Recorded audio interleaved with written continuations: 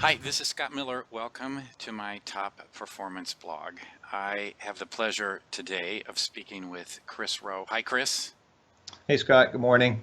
And we are speaking to each other. I'm in Chicago and you're in Port Moody, BC. That's right.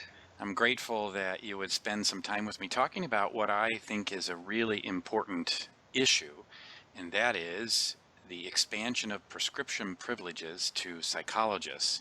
Chris, tell us how you came to this particular subject. What was your interest? I was completing a PsyD program at Antioch University in Seattle. I didn't have a lot of interest in psychopharmacology. Really, I just been receiving what I'd consider sort of mainstream perspectives. And So before we go any further, Chris, would you just kind of give us a snapshot version of what is the generic wisdom about pharmaceutical products? And I guess we're talking mostly here about psychoactive pharmaceutical products. What's the received wisdom that you were getting in grad school? The learning that I was exposed to was that these medications weren't particularly dangerous, that if they were combined with good psychotherapy, ostensibly CBT, that would be the best approach. Certainly that psychotherapy would be the best model to begin with in many cases, but if that wasn't proving successful, and or an individual was really interested in taking antidepressants and had been prescribed them by a physician or psychiatrist, then one would work collaboratively with that approach. And so then you encounter, driving back and forth to grad school, the heretics. Yes. People like Whitaker and others who were claiming that maybe there was another unseemly side to the story.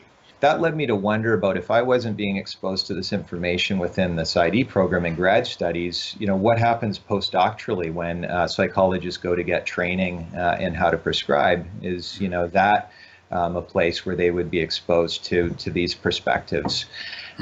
And then that's what led me to be interested in pursuing the project that examined the training materials that psychologists receive to learn to prescribe. I think the American Psychological Association saw that, or they would argue that there's a need for prescribers that have been versed in psychological approaches. Conceivably, so that they'll be more conservative in the prescription of medications. I think that was the intention, and also perhaps to one of the arguments is to provide better coverage for folks living in rural areas which don't have the opportunity to meet with psychiatrists. I'm not sure that's actually played out, that prescribing psychologists are more likely to work in rural areas or not, but that's certainly been one of the arguments. And also, prescribing psychologists have argued that they're, even before getting prescription privileges, that they have, many of them, more education in psychotropic pharmacology than some physicians do. So, but you were looking at more specifically the quality of the training materials that were used in these courses to train psychologists. Can you say a little bit about what you did in your study, what your methodology was like?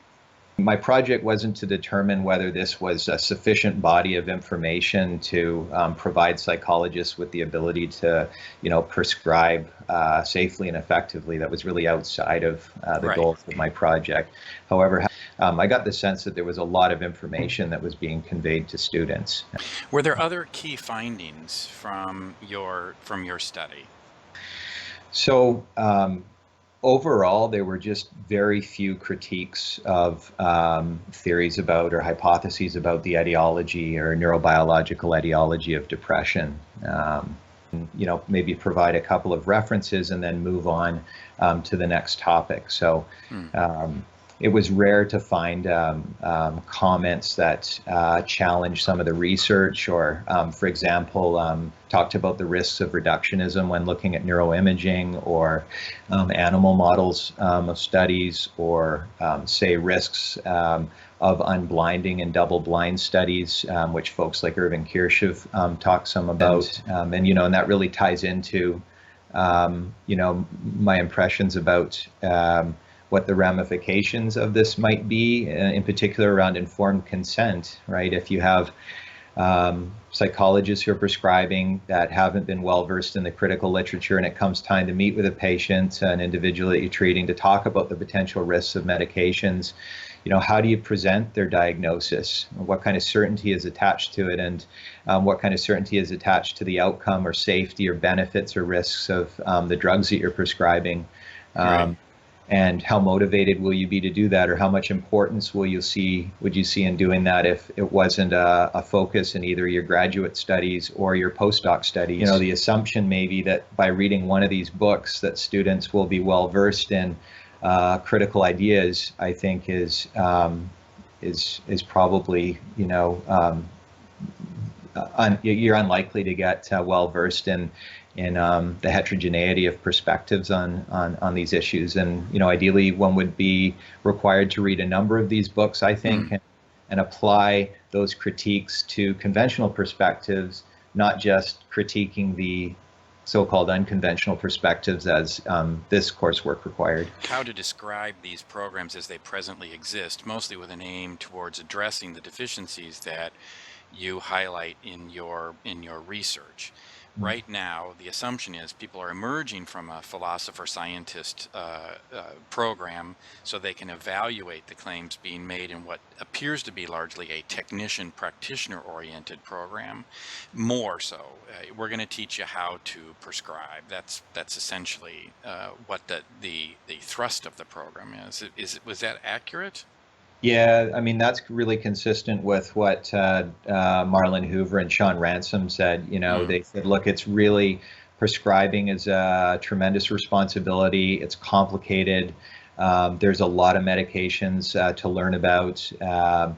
And the programs need to be focused on the prescription of medications. Now, I know that this is outside the nature of your particular research, but I had a couple of other questions I'd like to bounce off you, and if you feel like your data or your experience doesn't address them, then feel free to just not answer. Sure. We're in a period where utilization of pharmaceuticals is up and has been going up steadily now for nearly 3 decades. At the same time, the number of people seeking psychological services, psychotherapy, has been in decline. Some numbers have it at 35% over the same period, so a 65% increase in use of pharmaceuticals and a 35% decrease. So the first thing I'm thinking about is market pressure. The use of pharmaceuticals is up, and we can debate the reasons for that. Mm-hmm. Clearly, the pharmaceuticals have much more money to market.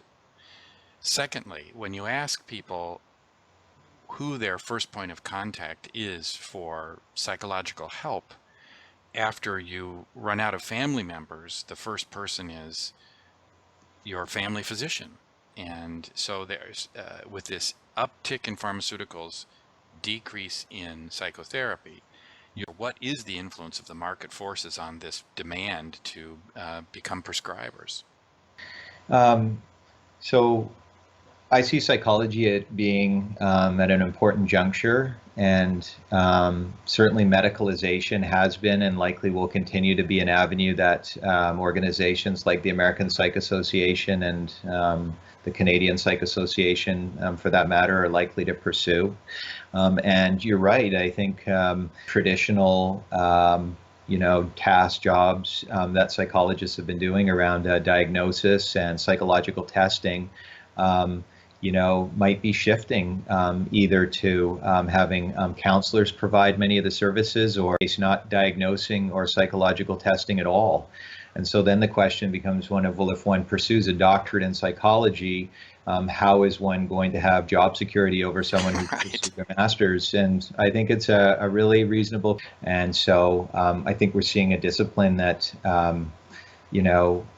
is divided in some ways about how best to proceed, and at the same time vulnerable to the economic pressures and, striving to find a way to survive in a difficult environment, just as psychiatry once had to many years ago. And for them, psychopharmacology provided, that niche and opportunity to validate what they do. And I think many psychologists are seeing the same route for this discipline as well. And that leads me to sort of the second question again, which is, what makes psychologists immune to the same market forces that have shaped much of psychiatry, especially in the public sector, their practice being largely limited to prescribing.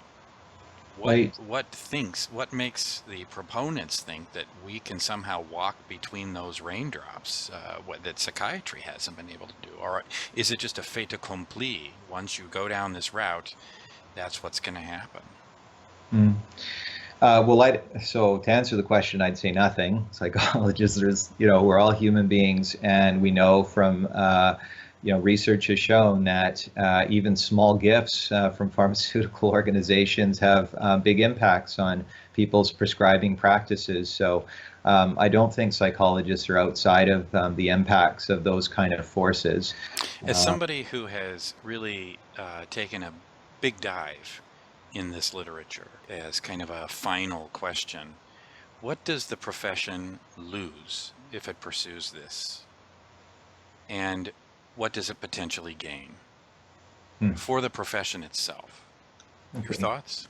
Sure. Well, for me, I think it ties into how we pursue this. And from my focus, what does the training look like? If there were psychologists, if that's happening, that psychologists are gaining prescription privileges and are coming out with, really strong foundations in the critical literature and are able to have that conversation to obtain informed consent with clients that is really transparent. And I think that kind of a transparent, informed consent process can add some weight to the recommendation to pursue counseling and non-pharmacological approaches first.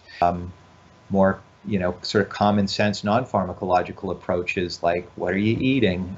Is it healthy? Are you exercising? Are you taking care of your sleep hygiene? Do you have members in the community that you're connected to? Do you feel like you belong? Are you safe?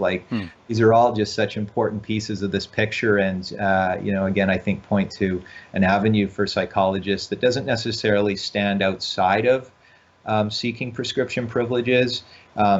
Hopefully it would happen in concert with that. And I guess, I see both risks and benefits. And if I'm looked to psychiatry and, physicians, I guess, you pointed out the increase in antidepressant use, 65% increase over those years. It's not looking like it's moving in a great direction. So, right. Right. Yeah. And so if somebody wants to follow up, Chris, are there one or two resources that you would say these are must-read resources? I guess I want to say that when you ask me about a particular resource, I'd say, spread your wings and look at a number of different perspectives. Okay. Joanna Moncrief has some excellent work. David Cohen, you've done some writing yourself. I really just suggest spread your wings and take in as many of the perspectives as you can, and also consider alternative perspectives of folks like Edwin Fuller Torrey and Sally Satel, right, who speak strongly in favor of forced hospitalization and forced drugging. While I disagree with their perspectives, I also understand the challenges facing clinicians in the United States and elsewhere who are tasked with, maintaining the safety of individuals who might be having a psychotic break and of the community as a whole. And that's not easy either when there aren't the kind of resources that you were talking about for counseling programs and other community supports that are so necessary. So, I have a great book, hold it up here. Can you see that? Just a little higher. There we go. So Mad Matters. This is an excellent compendium of articles by Brenda Lefrancois, Robert Menzies, and Jeffrey Realm that talks about the consumer survivor ex-patient movement. In our conversation today, I really haven't spoken much about that particular group and movement, but I mean, these are people who have lived experience with psychiatry and psychopharmacology, and while one might disagree with their message, I mean, they're the recipients of care and have been, and I think it's really key to consider their voices. And Chris, geez, I could go on and on and on asking more questions, but I recognize that our time is up here. So if somebody wanted to get a hold of you, what would be the best way to do that? they can email me. Be the best at. Yeah, you have that email address. I'm going to put that right along the bottom here. Okay. Yeah. Email me any questions or interests. That would be great. I'm interested to hear folks' feedback about the interview and any other questions, concerns related to this topic. Perfect. Thanks, Chris. Okay. Many thanks, Scott. Yeah.